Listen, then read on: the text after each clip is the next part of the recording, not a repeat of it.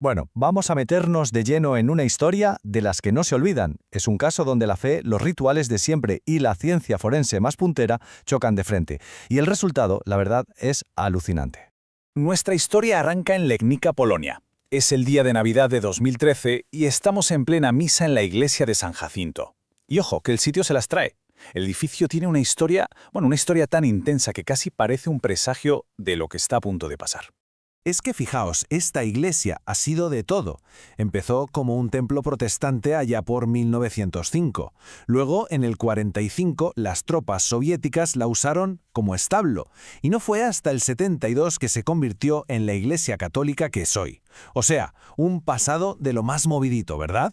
Pues ese es el escenario de nuestra historia, un lugar con muchas cicatrices.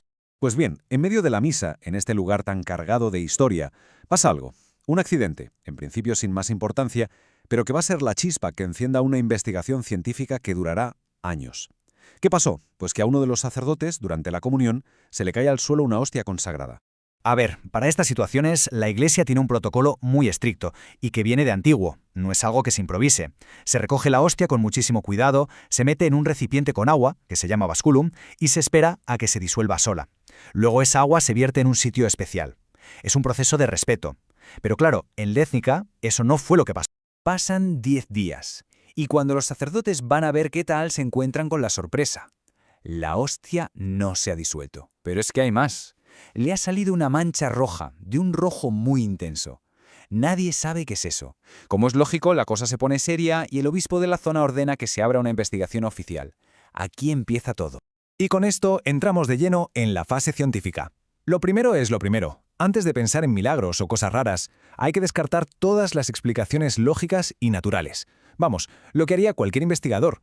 La primera pregunta sobre la mesa es bastante obvia, ¿no? A ver si esa mancha roja va a ser simplemente algo biológico, quizás una bacteria o un homo. Claro, había una sospechosa principal, una bacteria que se llama Serratia marcescens. Es famosa porque le encanta el almidón y produce un pigmento rojo. Vamos, que es la típica que puede salir en el pan. Parecía la explicación perfecta, pero no. Mandan la muestra a la Universidad de Breslavia y los análisis son tajantes. Ni rastro de bacterias, ni de hongos, nada. De hecho, los científicos se quedan a cuadros.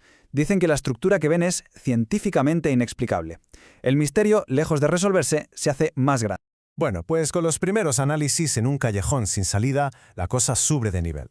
Se decide pasar a una segunda fase y se llama a otro equipo, esta vez de la Universidad Médica de Pomerania en Szczecin. Ahora ya no hablamos de microbiología básica, sino de un análisis forense en toda regla.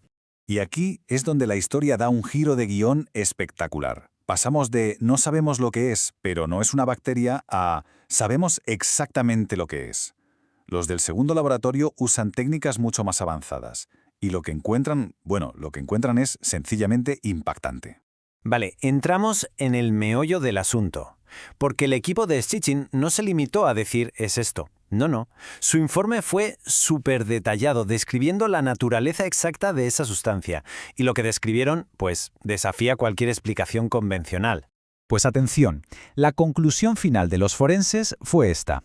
La sustancia roja es tejido humano, concretamente miocardio, o sea, músculo del corazón. Y no solo eso, es que las fibras de ese músculo mostraban alteraciones muy claras, unos cambios que solo ocurren cuando un corazón está en un estado que ellos llaman de agonía. Tremendo. Y ojo que cuando los forenses hablan de agonía, no se están poniendo poéticos ni nada por el estilo. Es un término técnico muy específico. Se refiere a cambios concretos a nivel celular como la fragmentación de las fibras que indican que ese tejido sufrió un estrés brutal, un trauma o falta de oxígeno justo en el momento final. Es pura ciencia forense. Pero si todo esto ya es increíble, el detalle que dejó a los científicos sin palabras fue este. Cómo estaban unidas la hostia y el tejido. No es que una cosa estuviera pegada encima de la otra, no. Las fibras del pan y las del músculo estaban entrelazadas, fusionadas de una manera tan íntima que era imposible separarlas. Algo que, según el informe, es imposible de reproducir artificialmente. Daba la sensación de que una cosa se había transformado en la otra desde dentro. Pues con estos dos informes forenses sobre la mesa, ambos concluyentes, la diócesis ya había hecho su trabajo. El siguiente paso era enviar todo el dossier a Roma, al Vaticano, para que ellos dieran el veredicto final. Y esto no fue cosa de un día para otro, ni mucho menos. El Vaticano se lo tomó con calma. El proceso fue súper metódico, revisando cada coma de los informes. Pasaron más de 2 años desde que se cayó la hostia hasta que finalmente, en abril de 2016, la Iglesia se pronunció oficialmente, reconociendo que el suceso tenía las características de un milagro eucarístico. Y aquí viene algo muy interesante. Lo de la étnica, por increíble que parezca, no es un caso único. De hecho, encaja en un patrón. En los últimos años ha habido otros casos muy parecidos, investigados también con métodos científicos modernos. Por ejemplo, en Sokółka, también en Polonia, en 2008, o en Buenos Aires en el 96. ¿Y qué encontraron? Pues exactamente lo mismo, miocardio humano con signos de haber sufrido muchísimo. Bien, hemos visto la parte científica, que es alucinante, pero ¿y la gente? ¿Qué impacto tuvo todo esto en la comunidad de Legnica? Porque una cosa son los informes de laboratorio y otra muy distinta es cómo afecta a la vida de las personas. Para entender la dimensión de lo que pasó después, hay que saber una cosa. La diócesis de Legnica era, en ese momento, una de las zonas menos religiosas de toda Polonia. La gente que iba a misa estaba casi 10 puntos por debajo de la media nacional. Era un terreno, digamos, bastante frío en lo que a fe se refiere. Pues bien, una vez que el suceso se hizo oficial, la iglesia de San Jacinto se convirtió en un lugar de peregrinación, y la parroquia empezó a hacer algo muy interesante. Crearon un libro de gracias, donde la gente podía dejar por escrito su testimonio, y empezaron a llenarse de historias de conversiones, de gente que volvía a la fe, incluso de supuestas curaciones. Quizá la historia más famosa es la de un hombre de allí, del barrio, que llevaba 50 años totalmente alejado y de hecho hostil a la iglesia. Según cuenta el párroco, este hombre fue a ver la reliquia y algo cambió. Tuvo una conversión radical y por primera vez en medio siglo fue a confesarse. Es uno de los muchos casos que se cuentan.